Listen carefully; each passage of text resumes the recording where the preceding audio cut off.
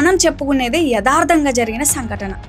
ఈ ఘటనలో పాత్రధారి ప్రస్తుతం ఓ ప్రొఫెసర్గా వర్క్ చేస్తున్నారు. ఇక స్టోరీలోకి వెళ్తే టిట్టు అనే వ్యక్తి డిసెంబర్ 1983లో ఆగ్రా అనే సమీపంలోని బాడ్గావన్ అనే పల్లెటూరులో జన్మించాడు. 2 సంవత్సరాల వయసులో అతని మాటలు అందరినీ ఆశ్చర్యపరిచాయి.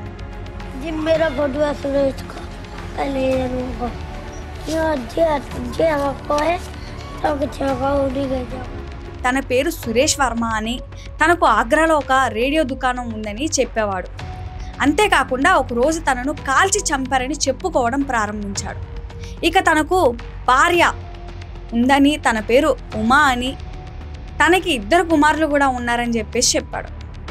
టిట్టు మాటలు విని తన తల్లిదండ్రులు షాక్కి గురయ్యారు. ప్రస్తుతం ఉన్న తల్లిదండ్రుల పట్ల ఆయన విసుగ్గా ఉండేవాడు.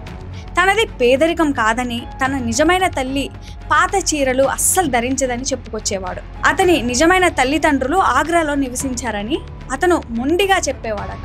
టిట్టు ప్రవర్తనతో చివరికి అతని అన్నయ్య ఆగ్రాకు వెళ్ళి బజార్లో సురేష్ రేడియో షాప్ను చూసి ఆశ్చర్యపోయాడు. టిట్టు చెప్పినట్టుగానే అతను సమాచారాన్ని సేకరించాడు.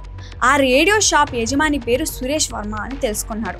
ఆగస్టులో 1983లో మరణించాడని టిట్టు వివరించిన విధంగానే సురేష్ భార్య ఉమా అతనికి 2 పిల్లలు కూడా ఉన్నారని చెప్పింది.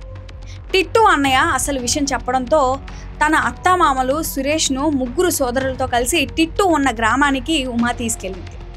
టిట్టు వెంటనే తన తల్లిదండ్రుల వైపు పరిగెత్తుకొని వచ్చి వాళ్ళని కౌగిలించుకున్నాడు.